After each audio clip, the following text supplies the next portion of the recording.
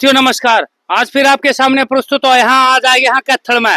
और कैथल में क्या ऐसा किसान मिला है जो ऑर्गेनिक खेती कर रहा है और वो भी मिक्स बाग। और मिक्स बाग में क्या क्या यूज करा कर और सारी वार्तालाप कराएंगे। मेरा नाम है Sanjay Punia. Punia organic farming solution में सबका स्वागत है। मेरा मकसद एक है किसान की जैविक खेती सिखाना।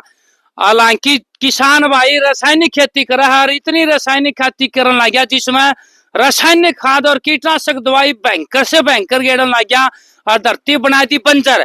वह धरती बंजर नहीं बना दूंगा, मेरी कोशिश यह रहेगी। और किसान भाई का बहुत ही ज्यादा मुनाफा लियाऊंगा जैविक खेती में, यह मेरी गारंटी है। तो ये किसान भाई से बातचीत करावांगे। भाई राम राम। राम राम संजय जी। क्या नाम है जी आपका? सोन नाम है जी। पाई गांव से मेरा। और आपका मेरे फार्म में बहुत बहुत स्वागत है। अच्छा जी। आप मेरे फार्म पे इतनी दूर से आए, बहुत बहुत धन्यवाद आपका। आपका भी जी बहुत बहुत धन्यवाद। तो इसके जो ये ड्राम रखा है आपने और ये जो आपने मिक्स बाग लगा रखा है। हाँ जी हाँ जी। मिक्स बाग में बहुत ज्यादा बीमारियां आ रहा है। मैं सुनता आया हूँ बड़े बुजुर्ग पे।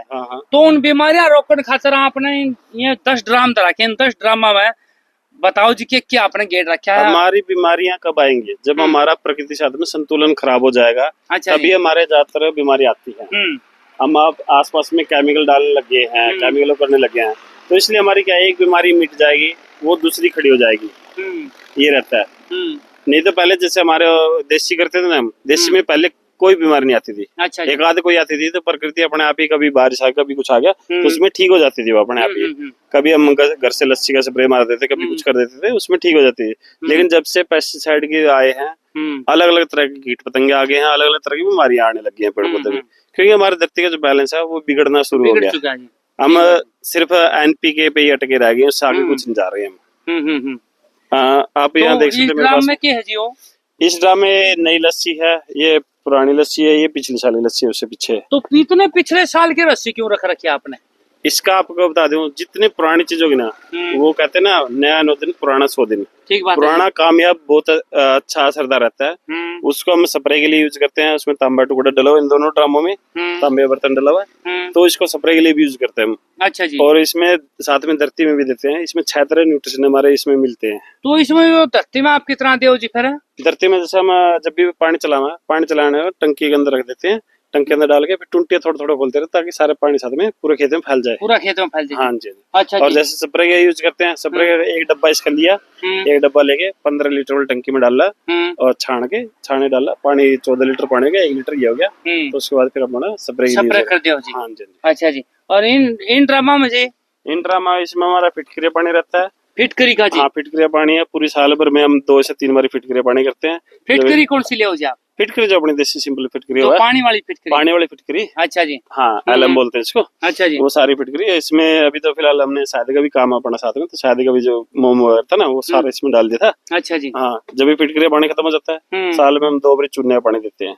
अच्छा, ताकि हमारे शरीर, जैसे हमारे शरीर लिए कैल्शियम जरूरत है, वैसे पेड़ पौधे के लिए भी कैल्शियम जरूरत है, ताकि इनका तना मजबूत रहे, फड़ा बड़ा मजबूत रहे, कैल्शियम में कमी ना हो। अच्छा जी। 2 से 3 बार हम चूने पानी चलाते हैं। चूना लाया, तो कलिए जो होते हैं सिंपल, उसको बुझाने के बाद उसका पानी खेत में चला दिया। अच्छा जी। हाँ, उसको स्प्रे भी यूज करते हैं और चलाते भी हैं। अच्छा जी। ये फिर ये वेस्ट डिकम्पोजर है अपना।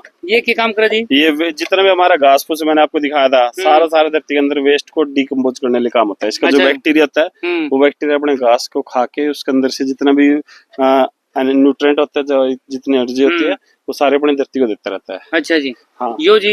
ये हमारा जीवामृत बनाते हैं हम इसमें। ये जीवामृत में हम क्या, जैसे अपने यहाँ पे वो जो गाय का है, गाय के बजाय हम किसी भी जानवर का मिल जाता है, किसी भी जानवर का गोबर, गोद से उपले उसका पानी, उसके बाद फिर बेसन या फिर कोई भी तरह आटा, किसी भी दाल का आटा, वो इसके अंदर डालते हैं। उसके बाद फिर गुड़ डालते हैं। इनको तीनों चारों गोड़ के जितना मूत्र मिलता है, वो मुर्गी मीट मिल गई, मिंगनी मिल गई, कुछ भी मिल गया, उसको इसके अंदर डाल के घोल के 1 हफ्ता गर्मियों में, सर्दियों में 10 दिन इसको तैयार करते हैं। तैयार करने के बाद पानी से इसको चला देते हैं। अच्छा जी। ये हमारा हो गया रसायन। अपने जो भी अपने बाग के गड़े सड़े फल हैं, जितने भी फल हैं, जितनी घर की सब्जियां हैं, सारे इसके अंदर लाकर डाल देते हैं। सारा इनका रस निकल जाता है। सबसे ताकतवर अगर कोई दुनिया में चीज है तो वो ये है। अच्छा जी। क्योंकि जो भी पेड़ है अपनी ताकत का 70 से 80% अपने फल को देता है। अच्छा जी। हाँ जी। 70-80% अगर फल को दिया और वही फल हमने इसके अंदर छड़ा दिया, तो समझ लो आप 70 से 80% ताकत हमारी इसके अंदर आ गई है। जो भी हमारे पत्तों की खाद होती है, पत्तों की खाद में हमारा 15% रहता है। जो भी जीवों का वेस्ट रहता है उसमें 20 से 25%, 30% तक वेस्टेज में हमारी ताकत रहती है। लेकिन सबसे ज्यादा ताकत है वो फलों में रहती है। फलों में जी। हाँ, फलों को हम सड़ा के अगर उसका यूज करेंगे ना तो उसके सबसे अच्छा रहता है। अच्छा जी। हाँ, इसका हम लिक्विड के तौर पर यूज करते हैं और साथ में स्प्रे के लिए भी। अच्छा जी। इसके अलावा और इसके ये जो छोटी रामी इसमें हम फिटकरी का था इसमें। अच्छा जी। फिटकरी का था ये सारा गोड़ के। और इसमें जी इसमें हमारा जो भी सर्दियों टाइम पे किन्नू, चकोतरा, मौसमी, नींबू, अच्छा जो भी खट्टे फल हैं जितने हमारे अगर सर्दियों टाइम पे क्या यूज नहीं होते वो। अच्छा, मार्केट रेट भी कुछ नहीं आता है। हमारी जो गलगल है उसको तो लोग इस्तेमाल भी नहीं करते हैं। लेकिन मैं कहता हूँ वो आपकी फेंकने वाली चीज नहीं है। प्रकृति में कुछ भी वेस्ट नहीं है। प्रकृति में सब चीज कामयाब है, सब चीज काम की है। तो हम इसको इकट्ठा कर लेते हैं, इकट्ठा करके इसके अंदर डाल लेते हैं 1, 2, 10 के रेशो में। अच्छा, 1 किलो कोई भी खट्टा फल, 2 किलो गुड़ और 10 लीटर पानी, उस रेशो में हम इसके अंदर डाल लेते हैं। इसको फिर 3 महीने बंद रखते हैं।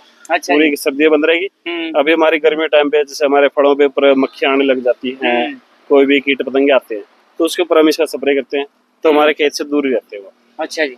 ऑर्गेनिक में कभी भी कोई जानवर को हम मारते नहीं है, हम उसको खेत से दूर रखते हैं। अच्छा, इसके आप स्मेल देख सकते हो, स्मेल इतनी तेज है, कीट पतंगे क्या हम इंसान भी इसके पास भी नहीं खड़े हो सकते। बहुत ज्यादा बदबू आ रही है। हाँ जी। ये हमारा पुराना गुड़ रखते हैं हम, जो भी हमारे इसके अंदर डालते हैं ड्रम के अंदर। अच्छा जी। हाँ, ये हमारा पुराना गुड़ है। पुराना गुड़ हम जैसे अब की साल लिया वो अगली साल के लिए स्टोर कर रख दिया। ये पिछली साल का है, ये हम पिछले साल के इसमें बैक्टीरिया हो चुका पूरा, इसको फिर हम यहाँ पे यूज करने के लिए रखते हैं। अच्छा जी। हाँ जी।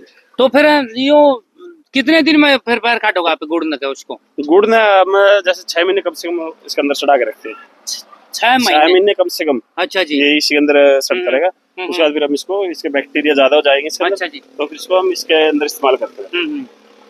तो किसान साथियों, आपने पूरी जानकारी मिल गई है। और भाई साहब कत्थल मारे थे पाई गांव में है, भाई ने मिक्स बाग लगा रखा था। इसके बाद में 2-4 बातचीत और कराएंगे भाई थे।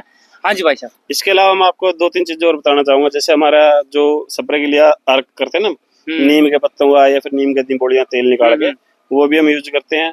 और जो हमारा धरती के अंदर जाना होता है हमेशा लिक्विड ही जाता है। अच्छा, कोई भी आप चाहे गोबर डालो, कुछ भी डालो, वो आपके ऊपर ही पड़ा रहेगा, उसके अंदर जो जाएगा आपका लिक्विड जाएगा। मैं एक चीज कहता हूँ, जैसे हम गोसों का पानी है ना, जो हमारे उपले होते हैं, उपलों का पानी निकाल लो आप, 48 घंटे उसको भिगो लो, उस पानी को आप डालो। वो आपके जो कच्चा गोबर डालते हो ना आप, कच्चा गोबर या फिर ऐसे सीधा गोबर डालोगे, उससे